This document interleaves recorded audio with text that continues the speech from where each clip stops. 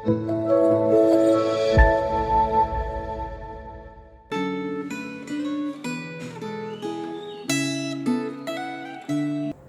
selamat pagi Bapak Ibu Saudara sekalian.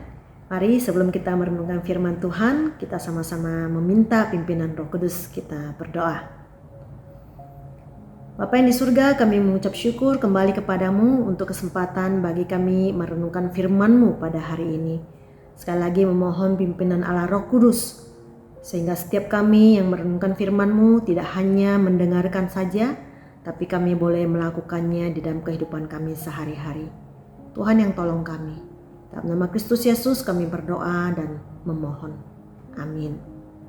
Mari Bapak Ibu Saudara, kita akan merenungkan firman Tuhan pada hari ini yang diambil dari Kitab Ayub pasal yang ke-35 ayat 5 sampai 7.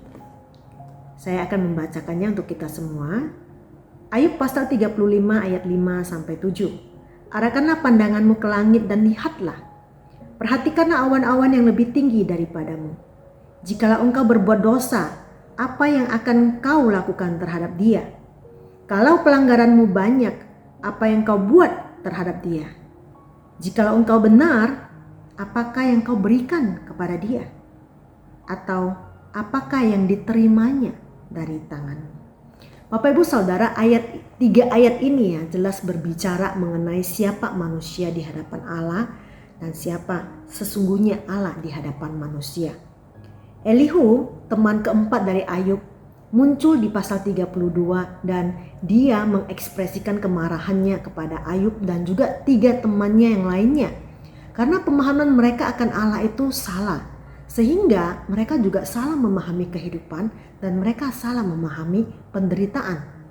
Di pasal 35 ayat 5, Elihu mengajak mereka mengarahkan pandangan ke langit dan melihat awan-awan. Ajakan ini dimasukkan Elihu agar teman-temannya sadar siapa sebenarnya manusia yang terbatas itu dan siapa sebenarnya Allah yang tidak terbatas itu. Untuk memahami awan saja yang adalah ciptaan Tuhan, manusia itu sangat terbatas, bukan? Bagaimana kita bisa memahami Sang Penciptanya? Bagaimana manusia bisa memahami Penciptanya? Manusia tidak bisa menerjemahkan apa yang terjadi dalam hidup mereka untuk bisa memahami karakter Allah dalam merespons ciptaannya. Memang adalah natur manusia untuk merespon kejadian di sekitarnya, terutama sekali kejadian-kejadian yang berkaitan dengan kehidupannya. Namun, jangan pakai natur manusia ini untuk menerjemahkan karakter Allah. Karena manusia adalah ciptaan, terbatas dan bahkan berdosa. Sedangkan Allah adalah Allah, Sang Pencipta yang tidak terbatas, kudus dan sempurna. Di ayat 6 dan 7, Elihu jelas menggunakan bahasa retorika, menyatakan bahwa tidak ada apapun yang manusia perbuat yang bisa mempengaruhi Tuhan. Jika manusia berbuat dosa, maka manusia yang menerima dampak daripada keberdosaannya, bukan Tuhan. Jika manusia berbuat baik, maka manusialah yang menerima dampak dari kebaikannya, bukan Tuhan. Elihu membantu teman-temannya menyadari bahwa relasi manusia dengan Allah tidaklah didasarkan pada upaya-upaya yang dilakukan oleh manusia.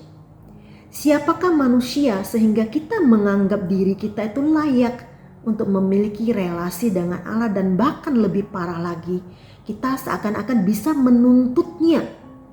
Seakan-akan Allah itu ada kekurangannya. Allah tidak memiliki kekurangan karena Ia sempurna adanya. Ia sempurna dalam kemuliaannya. Karenanya apapun yang manusia lakukan tidak ada yang bisa menambah ataupun mengurangi kemuliaannya tersebut. Ia sempurna dalam kekudusannya. Karenanya tidak ada upaya manusia berdosa yang bisa mendapatkan perkenanannya jika bukan Allah yang menganugerahkannya kepada kita. Allah sempurna dalam kasih setianya. Karenanya walau manusia tidak setia dan terus memberontak kepadanya, namun Allah senantiasa setia dan tidak akan pernah gagal dalam mewujudkan rencana keselamatannya bagi ciptaannya. Allah sempurna dalam kemahakuasaannya. Karenanya apapun yang terjadi di dunia ini semuanya ada dalam kuasanya dan atas seizinnya.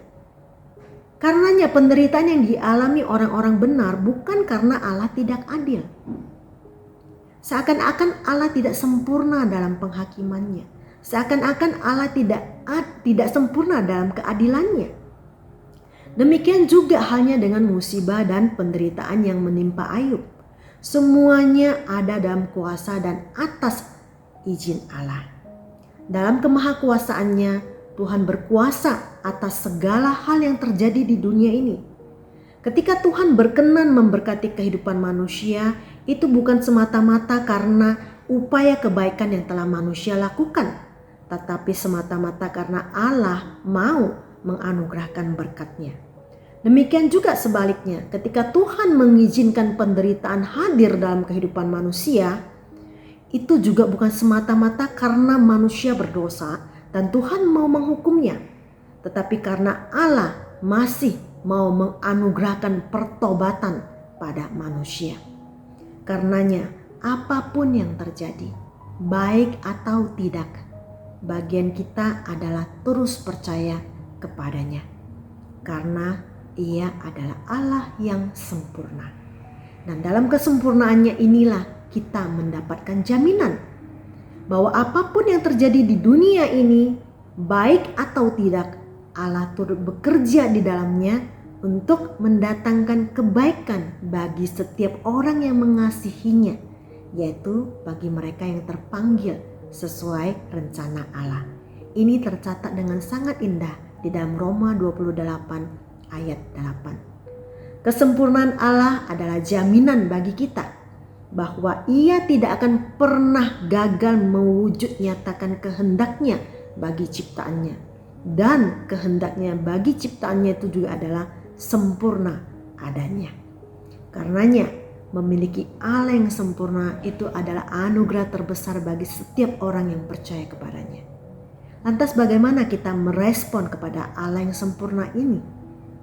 Bagian kita sebagai orang percaya adalah terus percaya, terus beriman kepadanya dan taat pada kehendaknya. Niscaya kehidupan yang sejati pasti akan kita dapatkan kelak. Amin. Mari kita sama-sama berdoa. Tuhan, kami yang setiap orang yang percaya kepadamu sungguh adalah orang yang telah menerima anugerah yang terbesar. Karena Engkau Allah yang sempurna, berkenan untuk menjumpai manusia, berkenan untuk berbagian dalam kehidupan manusia, berkenan untuk mewujud nyatakan kehendak-Mu bagi setiap kami. Terima kasih Tuhan, Engkau Allah yang sempurna.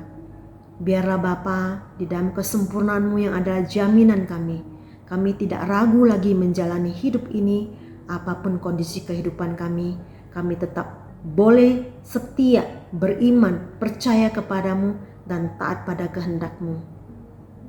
Karena Engkau adalah Allah yang sempurna, kehendak-Mu adalah sempurna bagi setiap kami. Terpujilah nama-Mu. Terima kasih. Kami memuji memuliakan nama-Mu. Hanya dalam nama Yesus Kristus, Tuhan dan Juru Selamat kami yang hidup. Amin. Selamat pagi, Tuhan memberkati.